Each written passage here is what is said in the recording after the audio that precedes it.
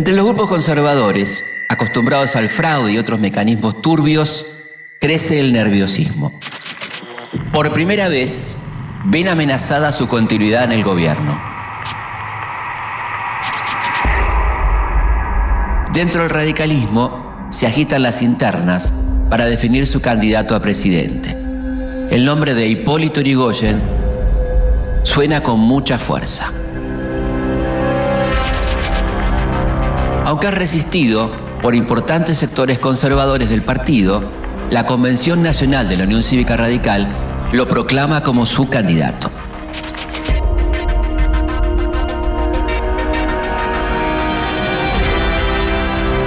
Hipólito Yrigoyen nace en 1852 en la ciudad de Buenos Aires. Va a ser el hombre más discutido y aceptado, odiado y amado durante los próximos 30 años del siglo XX. Para sus fieles seguidores es único, leal, sincero, noble y hasta santo. Para sus enemigos es ignorante, vengativo, simulador, egoísta y el mismo diablo. Para promocionar su candidatura, Yrigoyen recorre todo el país. Es la primera vez que un candidato a presidente hace campaña electoral para convencer a la ciudadanía de que lo vote. Pero llamativamente, Yrigoyen casi no realiza discursos y apenas se muestra frente a sus seguidores. Tampoco pone el eje en propuestas concretas de gobierno, sino que insiste sobre una firme voluntad de cambio que él mismo parece encarnar. Mientras tanto, los grupos conservadores no logran llegar a un acuerdo y se consolidan dos candidaturas a presidente. La del gobernador de la provincia de Buenos Aires, Marcelino Ugarte, y la del líder santafesino, Lisandro de la Torre. Algunos caudillos conservadores no terminan de confiar en el éxito de estas figuras y, como no quieren abandonar el poder, se suman a las filas radicales. Esto genera malestar en algunos miembros de la UCR y las críticas no tardan en aparecer. Yrigoyen los tranquiliza con una frase contundente: para hacer un rancho, hasta la bosta es necesaria.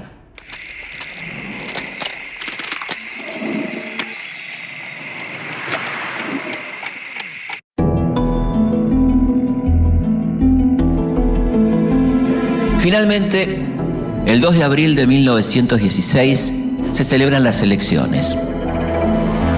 La Constitución establece la elección indirecta del presidente.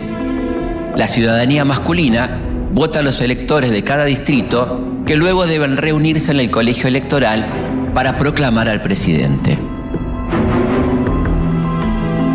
El radicalismo triunfa en cantidad de votos, pero no alcanza el número de electores propios para consagrar a Yrigoyen. Comienzan entonces las negociaciones con las fuerzas opositoras y con los propios partidarios. Cada voto es decisivo. Faltan pocos días para la reunión del colegio electoral y parece que nadie está dispuesto a dar el brazo a torcer. Hasta que los 19 electores de la Unión Cívica Radical Santafesina dejan de lado sus cuestionamientos y apoyan a Yrigoyen.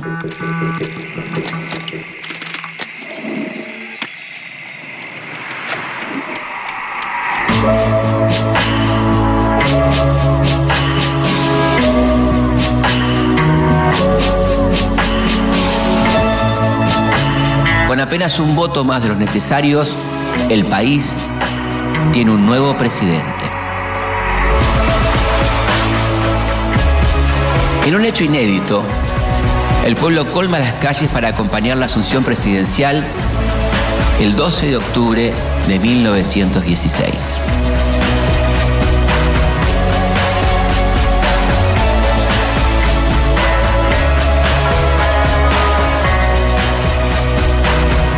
Un grupo de manifestantes desengancha los caballos del carruaje que traslada a Yrigoyen.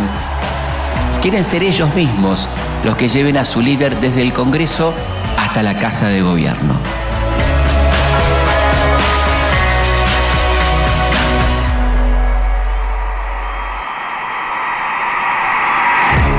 la llegada de Irigoyen a la presidencia, los espacios de poder se abren a los sectores populares. Los ciudadanos dejan de ver a la Casa Rosada como un lugar reservado para la élite dirigente y se animan a transitar por sus pasillos. La presidencia de Irigoyen genera un nuevo escenario político donde todas las fuerzas tienen que reacomodarse.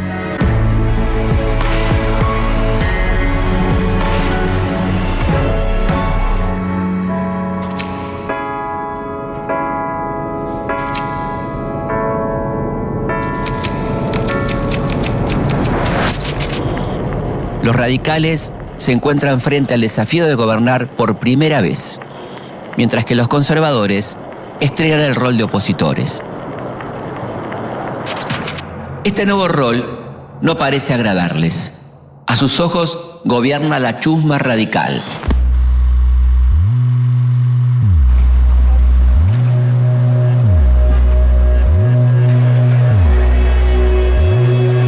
La primera presidencia de Irigoyen está marcada por la idea de que el radicalismo es una causa, una fuerza moral que tiene como misión histórica construir la verdadera nación.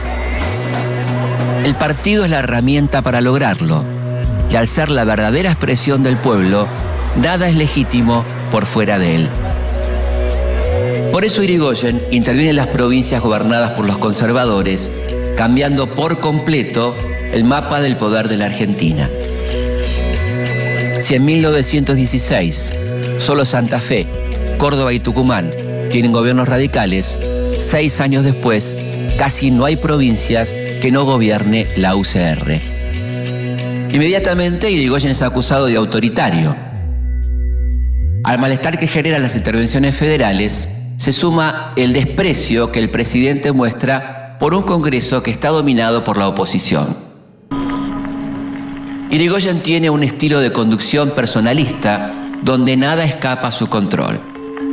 Él mismo recorre las oficinas públicas y supervisa el trabajo de todos y cada uno de los empleados. Ni el funcionario de más baja categoría es nombrado sin su consentimiento. Mientras se suceden los primeros años de su gobierno, los efectos de la Primera Guerra Mundial se hacen notar en la economía argentina.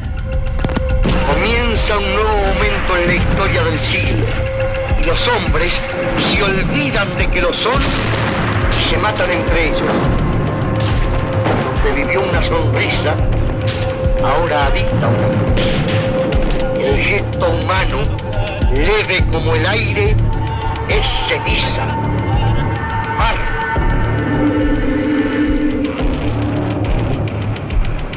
Las exportaciones disminuyen y como consecuencia bajan los ingresos fiscales. Al mismo tiempo, aumenta el precio de los productos importados que consume la mayoría de la población. Los trabajadores ven con preocupación la caída de la actividad económica y comienzan los reclamos por la falta de trabajo y la consecuente baja de los salarios.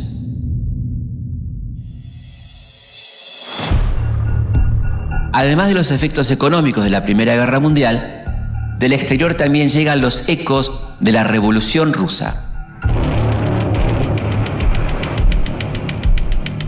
El arribo del comunismo al poder cala hondo en el pensamiento de miles de jóvenes.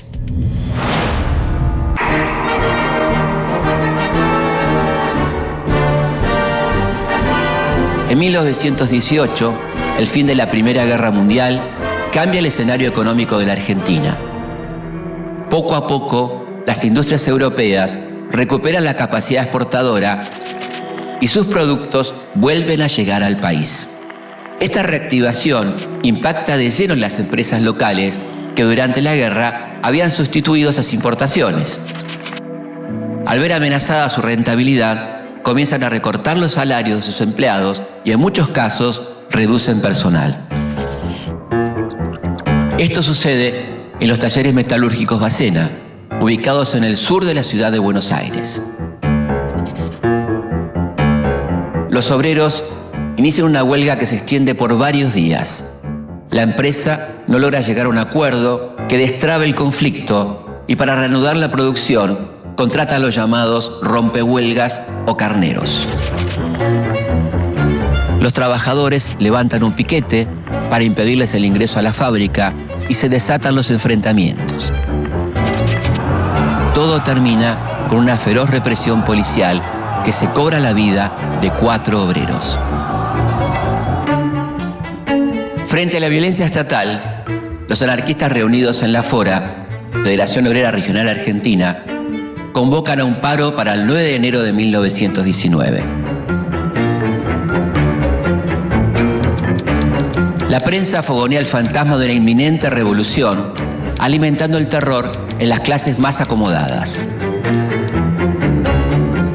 Todo confluye en jornadas decisivas de movilización y represión que pasan a la historia como la Semana Trágica. El 9 de enero de 1919, el país se paraliza en una contundente huelga general. Ese día es también la fecha fijada para el entierro de los muertos durante la represión en los talleres Bacena.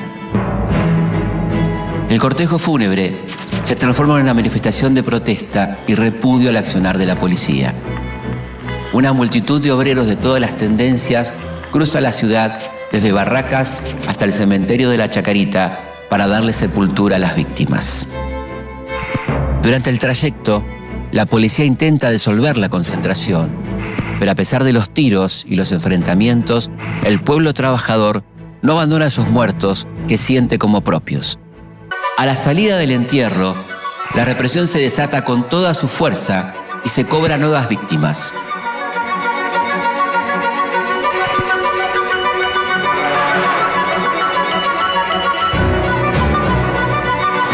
Según las cifras oficiales, son 12 los muertos y 200 los heridos. Las organizaciones obreras, en cambio, hablan de 100 muertos y más de 400 heridos. El Estado no está solo a la hora de reprimir a los obreros. Un puñado de jóvenes de las clases altas se suman a la tarea. Se hacen llamar la Liga Patriótica Argentina y son conducidos por Manuel Carles. La Liga Patriótica es una fuerza parapolicial que sale a la calle para hacer su propia cacería. Incendian locales obreros y persiguen a judíos y catalanes, a quienes acusan de querer imponer los ideales de la Revolución Rusa en la Argentina. Después de casi una semana de violencia y represión, la ciudad intenta volver a la normalidad. El saldo de víctimas que deja la Semana Trágica es impreciso, pero se estima en varios cientos de muertos y heridos. Los presos y expulsados del país bajo las leyes de residencia y defensa social se cuentan por miles.